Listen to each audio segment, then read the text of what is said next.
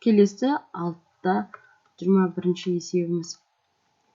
Біріншісі а квадрат минус 8а қосылған 16 бөлімінде ах минус 4х тең.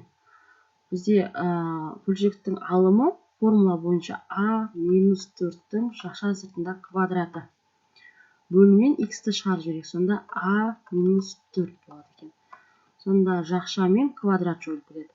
а минус 4 бөлінген х қана қалады. Енді бұл жерде а-мыз минус 5-ке тең.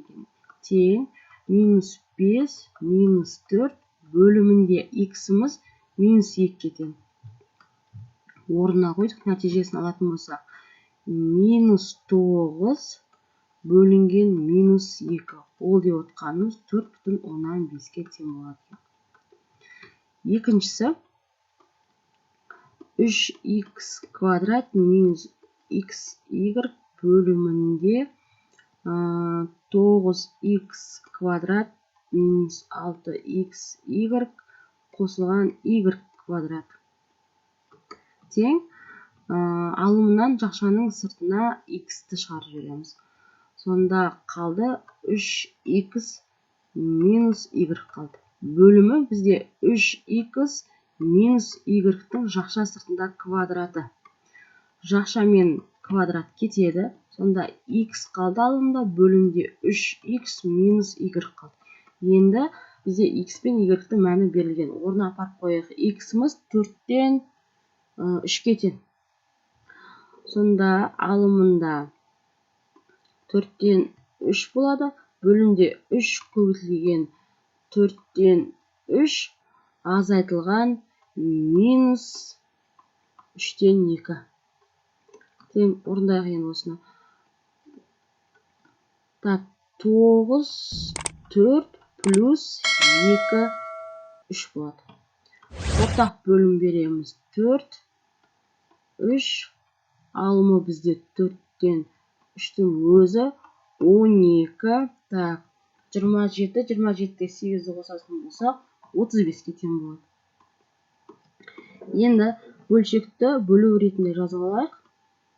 Бөлу 12, 35 тең. Енді көбейтуге айналдырып жібереміз. 4, 3 көбейтілген 12, 35. Қысқартатын болсақ 3 болады. 35, 9. Сонда 35-тен 9-ға тең болады екен. 6-22 есеп. Біріншісі ах минус 2х тең а квадрат минус 4. Енді жақшаның сыртына біз х-ті шығарып алайық. Сонда а минус 2 болады. Тең а квадрат минус 4. Енді х тең болады. а квадрат минус 4 бөлімде а минус 2. Алымын екі жақшаға жіктеп жазсақ а минус 2, а плюс 2 болады. Бөлімде а минус 2. Жой жүретін болса а плюс 2 тең. Яғни х-мыз а плюс 2-ке тең болады екен. Келесі. Екіншісі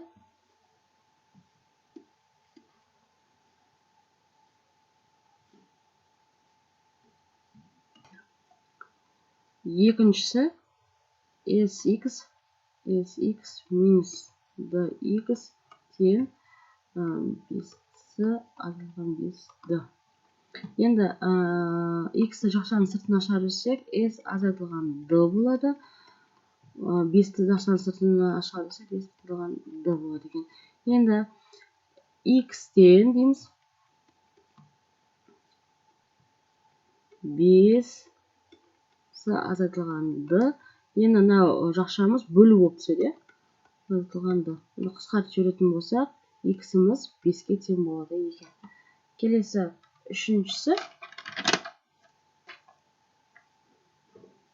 Үшіншісі svx азайтылған avx тең v квадрат с азайтылған в квадрат.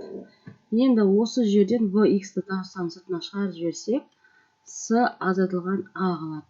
Тең в квадратты жақшаның сыртына шығарып жіберсек, с азайтылған а қалады. Енді x тең деп аламыз да, в квадрат с азайтылған а-ның өзін жазамыз. Ана жердегі в с азайтылған а-ны бөлшектің бөліміне түсіріп жібереміз. Мынау жойылып кетеді, квадрат пен в жойылып кетеді. Сонда x-іміз v-ға тең болады екен. Так, төртіншісі ax минус vx тең a квадрат минус v квадрат. Енді жақшаның сыртына x шығарып жіберсек, a минус v болады. Мына a квадрат минус v квадрат. Енді x тен мынаны бірден жақшаға қылып ашамын. a минус v, a плюс v деп, a плюс v. Енді a минус v-ны жақшаның бөліміне түсірем. Сонда мына жойылып кетеді. a плюс v-ға x-іміз тең болады екен.